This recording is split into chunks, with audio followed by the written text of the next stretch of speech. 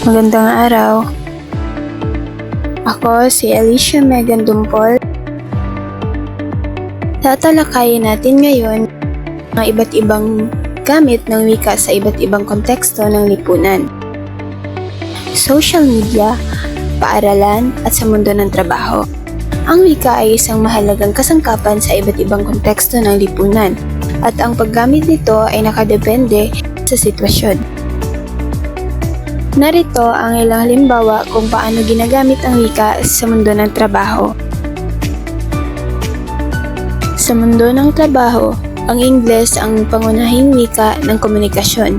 Ito ay dahil sa globalisasyon at ang patuloy na paglago ng mga negosyo sa pandaigdigang antas. Ngunit, hindi nangangahulugan na ang Ingles lamang ang mahalaga. Ang iba pang mahalagang papel sa mundo ng trabaho depende sa industriya, lokasyon at sa trabaho. Ang pagpapalit naman ng wika sa mundo ng trabaho ay maaaring mangangahulugan sa dalawang bagay. Una ay ang pag-ampon ng ibang wika bilang pangunahing wika sa trabaho. Pangalawa ay ang paggamit ng code switching sa trabaho. Pag-ampon ng ibang wika bilang pangunahing wika sa trabaho. Ang dahilan nito ay maaaring mangyari ito dahil sa paglipat ng trabaho sa ibang bansa o sa pagtatrabaho ng isang kumpanya na may ibang pangunahing wika. Ang hamon naman nito ay kakailanganin ng pag-aaral at pagsasanay para mahasa ang kasanayan sa bagong wika. Ang benepisyo naman nito ay mas malawak na pagkakataon sa trabaho, mas mataas na sweldo, mas mahusay na komunikasyon sa mga kasamahan at kliyente. Ang pangalawa naman ay ang paggamit ng code switching sa trabaho.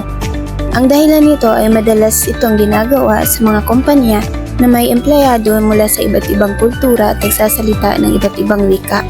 Ang hamon nito ay maaaring magdulot ng hindi pagkakaunawaan kung hindi maganda ang paggamit ng code switching.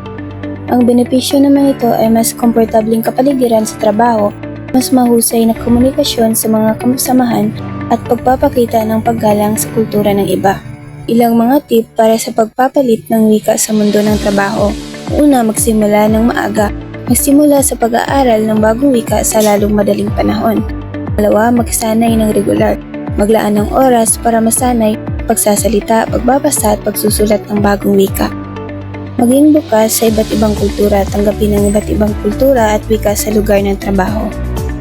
At panghuli, magtanong kung hindi sigurado. Huwag matakot magtanong kung hindi mo naintindihan ang isang bagay. Ang pagpapalit ng wika sa mundo ng trabaho ay maaaring maging isang hamon, ngunit ito rin ang isang pagkakataon para sa paglago at pag-unlad. At muli, ako si Alicia Megan Dumpol at maraming salamat.